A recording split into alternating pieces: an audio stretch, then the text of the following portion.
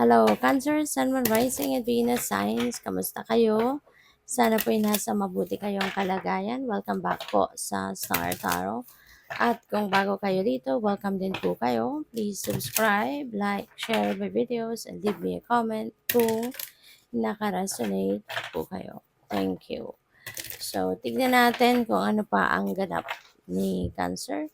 First card niyo po, we have the energy of the bear. Use power with wisdom. Ayan. So, kung ano yung ano ninyo, parang si Bear kasi ano din ito it's about healing, you know. So, maaari no na yung healing na ginagawa ninyo para sa ibang tao is through words, you know. Maaring sa pag-aano ninyo, yung ginagamit ninyo, sinishare ninyo yung inyong wisdom, ginagamit ninyo ang inyong mga lessons that you have learned in the past, yung mga learnings ninyo, maaaring ginagamit ninyo ang mga yan at sinishare ninyo sa ibang tao that also inspires other people to do the same. No? Na naging matibay ka, naging matatag ka, despite all the heartache or despite all the challenges na maaaring pinagdaanan ninyo sa buhay in the past. Ayan, nai-inspire mo ang maraming tao.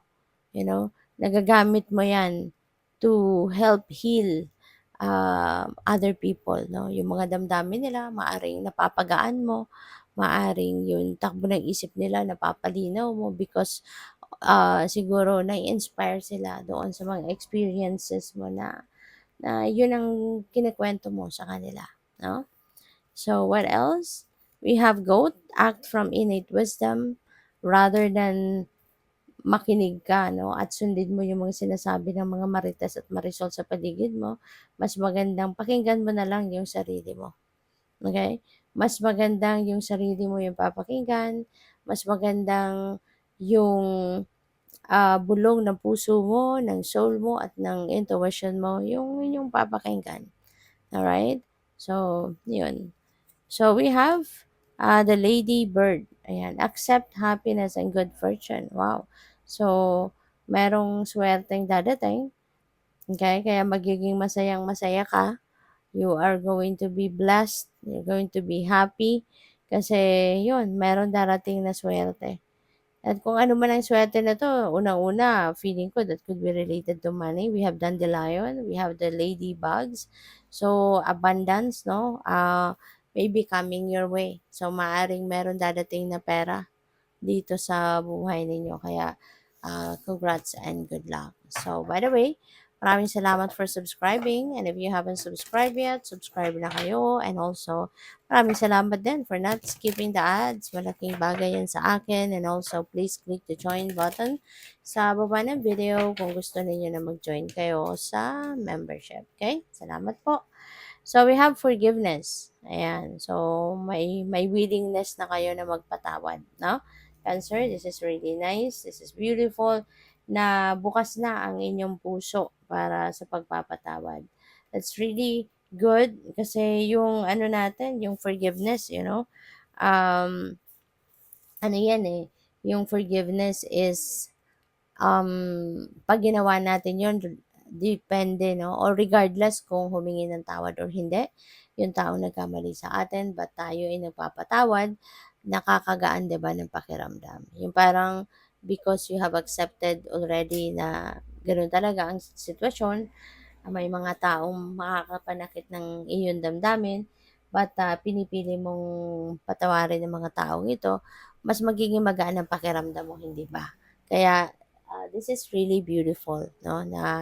Na papatawarin mo na sila kahit hindi man sila humingi ng tawad sa'yo, but you are choosing to forgive those people who have hurt you.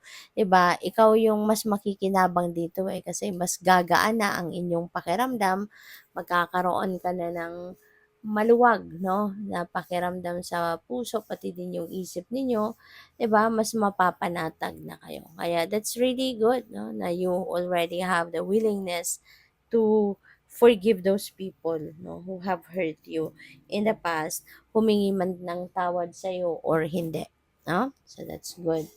So what else? We have the situation will improve, yes, kasi nga, 'di ba, magpapatawad ka na. pinipili mo ng patawarin ang mga taong ito, 'di ba? Humingi ng tawad or hindi. So that is going to help your situation to improve na hindi ka na mai-stress, no, hindi ka na mamomroblema kasi sa dibdib mo natanggal na yung tinik, kumbaga natanggal na yung mabigat na pakiramdam. So, communicate clearly. Yan. Isa din ito sa isang bagay pa ito na makakatulong sa inyo. No? Communicate clearly so that, 'di ba, maging, ano tawag dito, so that maging mas magiging smooth, 'di ba, yung inyong relationship with other people. Kung kung makikipag-usap ka ng mas maayos, mas mabuti, may express mo yung ine-express mo kung ano talaga yung gusto mong sabihin, that is important, 'di ba? Kaya kailangan din ng Cancer na ang iba sa inyo really needs to put them into words, no? Kung ano talaga yung iniisip mo, kung ano yung, wag mo nang i-sugarcoat, no? Direkta dapat. Kung ano talaga yung saloobin mo, yun ang sabihin mo. Yung naiintindihan, yung nagko-communicate ka, na naiintindihan ng ibang tao yung punto mo. So, what else? We have choose a new direction. And so maybe it's about time now for you to choose a different direction.